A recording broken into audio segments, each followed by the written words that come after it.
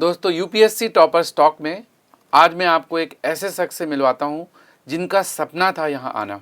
Engineering services में जाने के लिए उन्होंने कितनी मेहनत की है उसकी बात करेंगे और उनका ये भी सपना था कि मेडीजी के टॉपर स्टॉक में पहुंचना है। मुझसे भी इनको शिकायतें हैं कि मैं इनके क्लासरूम में नहीं गया था, नहीं जा पाया किसी वजह से। सबसे पहले तो मैं अपने ना जाने की माफ़ी मांगता हूँ आपसे। और मेरे साथ हैं Vivek Vijay Narayan Gupta. Electronics and telecommunication में इंजीनियरिंग सर्विसेज 2022 में इनकी रैंक है 5th रैंक इन्होंने हासिल की है। जी हाँ, ऑल इंडिया रैंक 5। वीर माता जीजाबाई टेक्निकल इंस्टीट्यूट मुंबई से 2019 में इलेक्ट्रॉनिक्स में इन्होंने इंजीनियरिंग किया और उसके बाद मेडीजी का क्लासरूम कोर्स किया। ये लाडूसराय के सेंटर में पढ़ते थे। फिर उसके बाद मेंस का भी इन्होंने कोर्स किया और इंटरव्यू गाइडेंस का किया, टेस्ट सीरीज की। तो इन्होंने मेडीजी के जितने भी कोर्सेज हैं आपने सारे कोर्सेज कर लिए। सारे सर। इनके फादर सीनियर सेक्शन इंजीनियर थे जो रिटायर हो चुके हैं रेलवे से। अभी फ़िलहाल ये पढ़ाई कर रहे थे। 2020 में इन्होंने प्रीलिम्स लिखा ईएस का, लेकिन नहीं हुआ। 2021 में ये इंटरव्यू तक पहुँचे लेकिन नहीं हो पाया finally. Bhabha atomic research centre का भी इन्होंने इंटरव्यू दिया था, उसमें भी नहीं हो पाया। यूपीपीएससी में पॉलिटेक्निक के लेक्चरशिप के लिए इनका रिटन क्वालिफाई हो चुका है, अभी इनका फाइनल होना है। यूपी आरबीएनएल में भी इनका असिस्टेंट इंजीनियर के लिए सिलेक्शन रिटन में हो चुका है।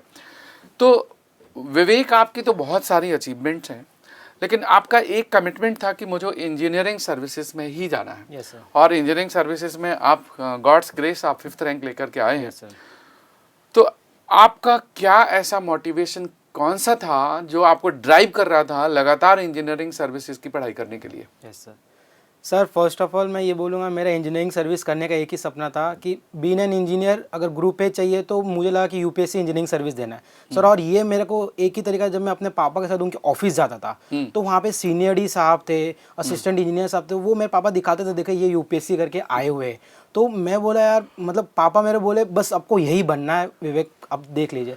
वो मेरा फर्स्ट था कि मुझे ग्रुप ए मतलब ऑफिसर बनना है। फिर मेरी सिस्टर वो ऑलरेडी मेड ईजी थी, उसने मुझे बुलाया, बोली यहीं से होगा journey start, then this is the start of the journey. तो एक तो लेकिन थोड़ा सा डिसअपॉइंटमेंट होगा कि रेलवे अब नहीं है इंजीनियरिंग सर्विस में, आपके फादर रेलवे में थे। Yes sir. तो वो तो थोड़ा सा लग रहा होगा सर ज़रूर, ये तो बहुत बड़ा डिसअपॉइंटमेंट जब मैंने फर्स्ट टाइम 20 में दिया और तभी प्रीलिम्स देने के बाद रेलवे हट गया। सो इट वाज लाइक मतलब अब क्या करूं मैं। बट सर जिस तरह से आपने मोटिवेशन वीडियो बताया कि और अपॉर्चुनिटीज़ आप लोग ने बताया, फिर मैं बहुत एक्सप्लोर किया मेडीजी को। देन मीन्स मैंने बोला अब बहुत कुछ बचा है ज़िंदगी में अभी तो। और अब तो वापस रेलवे IRMSC आ गया, भले ही वो सिविल सर्विसेज या अलग से एग्जाम होगा उसके थ्रू, लेकिन टेक्निकल पोस्ट वापस आ गई। तो दोस्तों ना, जीवन में बहुत सारी अपॉर्चुनिटीज़ हैं, ये विवेक ने भी सीखा है। लेकिन मैं आपको वास्तविकता बताता हूँ कि अगर किसी एक एग्ज़ाम में सिलेक्शन नहीं भी होता तो आपके पास बहुत मल्टीपल अपॉर्चुनिटी है। अगर आपके अंदर एक टूल है सक्सेस का और वो टूल है नॉलेज, अगर आपने नॉलेज अक्वायर कर रखी है तो success is bound to come sooner और लेटर। कंपटीशन है, इतनी पॉपुलेशन है, इतने एस्पिरेंट्स हैं, तो कंपटीशन तो रहेगा। और कंपटीशन नहीं होता तो शायद स्टूडेंट्स को पढ़ने की फिर ज़रूरत ही नहीं पड़ती। तो विवेक, आपसे बात करेंगे कि आपकी जर्नी जब स्टार्ट हुई तो बिगिनिंग कैसे हुई, कहाँ से आपने स्टार्टिंग की? सर ऐसा है कि मतलब मेरी सिस्टर ऑलरेडी मेरे से बड़ी है तो कोचिंग कर रही थी, तो उसने ही मुझे गाइड किया कि विवेक क्यों ना तुम भी आ जाओ और यहीं से मेडी से स्टार्ट करते हैं सर। और दूसरी बात है कि डिप्लोमा करके बीटेक किए तो कहीं ना कहीं हम लैक कर रहे थे कि यार हम इतने नेशनल लेवल कंपटीशन में होंगे कि नहीं। बट सर जब मेडीजी में कोचिंग कर रहे थे तो यार ऐसा लगा कि यार ये सर ने ऐसा पढ़ा दिया, मतलब अब कर लेंगे, अब कोई दिक्कत नहीं। सर मैथमेटिक्स बोलो, नेटवर्क किरण सर का बोलो सर, मतलब मेरे इतने कंसेप्ट क्लियर, इफ्तिकार सर का एनालॉग बोलो सर, ये जो सब्जेक्ट मास्टर हैं वो तो सभी सर, और एक Naresh Reddy sir communication sir, मतलब मेरे को इतना प्यार हो गया इस सब्जेक्ट से कि मैंने सोचा नहीं था कि मैं बीटेक में इतना कर पाऊंगा। फिर ये मेरी जर्नी का सर सबसे बड़ा अहम था। तो ये बात तो है कि टीचर्स यहाँ नो डाउट अच्छे हैं और बहुत अच्छे हैं। Yes sir. बहुत लेबोरियस हैं, हार्ड वर्क करते हैं और स्टूडेंट्स को भी इंस्पायर करते हैं। Yes sir. इनकरेज करते हैं। तो आपके जो पूरे सब्जेक्ट्स हैं उसमें गेट के भी कुछ टॉपिक्स हैं और कुछ सिलेबस ऐसा है जो गेट में नहीं है। Yes sir. तो आपने initially right from day one IES पर फोकस रखा या बिगिनिंग में पहले गेट के पार्ट पर आपने फोकस किया फिर IES में किया? सर मेरा गोल क्लियर था, मुझे ईएससी ही करना है। मैंने ये मतलब सोच के आया था सर मुझे ईएससी करना है। बट सर जब यहाँ पे आया तो पता चला गेट भी किया जा सकता क्योंकि सिलेबस ओवरलैपिंग बहुत सारे। बट सर मैं शुरू से ईएससी करने के ही मतलब मूड में था, तो मैं कोचिंग के हिसाब से मैं अपना प्लान करता था। जैसा आप लोग कोर्स मतलब सिखाते थे मैं उस हिसाब से पूरा प्लान करते गया मतलब। तो आपको तो अपनी सिस्टर को थैंक्स करना चाहिए बहुत क्योंकि उन्होंने सर। आपको इंस्पायर करके यहाँ बुलाया और फिर आपने पढ़ाई की और सिलेक्शन हुआ। Yes sir. तो मेरी तरफ से भी उनको बहुत बहुत धन्यवाद कि Thank you, sir. आपकी जर्नी में उनका इतना बड़ा रोल रहा और आप यहाँ तक पहुँचे। Yes sir. तो विवेक, आगे भी अगर आप कंटिन्यू करेंगे अभी आरएमएस की तरफ या फिर आप ज्वाइन कर लेंगे जॉब? सर अभी मेरा मन तो पूरा है कि मैं आरएमएस अभी कर लूँ क्योंकि आरएमएस फिर से आ गया और मुझे फिर मेडीजी से नेक्स्ट आईएएस पे जाने का प्लेटफॉर्म मिलेगा। तो सर मैं ये अपॉर्चुनिटी ग्रैब करूँगा सर, मतलब करूँगा पक्का। कोशिश करिए, कोशिश करने वालों का ही सिलेक्शन होता है। और ये मेरा कॉन्फिडेंस है कि जो बच्चे मेडीजी से इंजीनियरिंग सर्विसेज तक पहुंचे हैं वो आरएमएस में भी पहुंच जाएंगे और यही पहुंचेंगे, ऐसा मुझे कॉन्फिडेंस है क्योंकि आप लोगों की मेहनत और हम एफर्ट करेंगे आपके साथ। आपको वहां तक पहुंचाने में जो ज़रूरत है, जिस दिशा और जिस वर्क की, तो हम कोशिश करेंगे।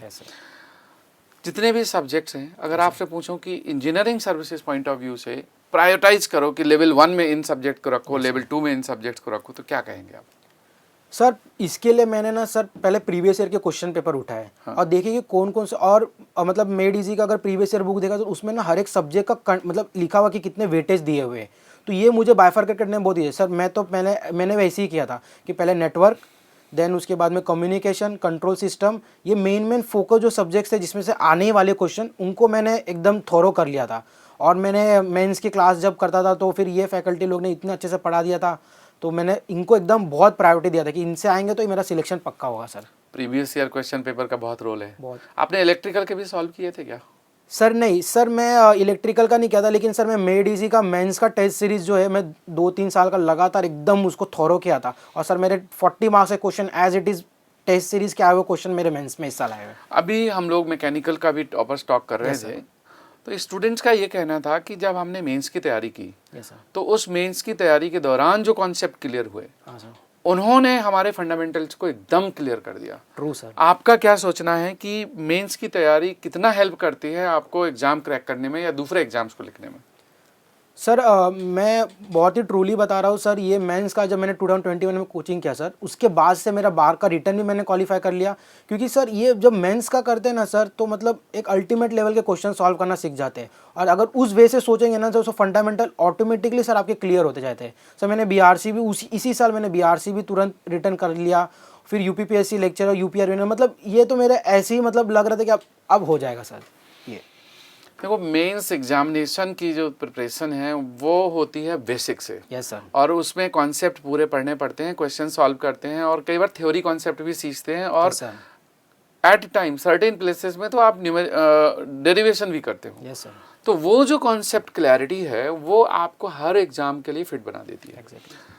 तो इस बार हम लोग मेंस स्पेसिफिक बहुत कॉम्प्रिहेंसिव कोर्स करेंगे, लॉन्च करेंगे और इस कोर्स को बहुत सब्सिडाइज करके ताकि सभी स्टूडेंट्स उसको कर सकें और अफोर्ड करके और उसको अपने कॉन्सेप्ट क्लियर कर सकें। ये इस बार करेंगे हम लोग। विवेक, मेरा सवाल है प्रीलिम्स के पेपर 1 पर।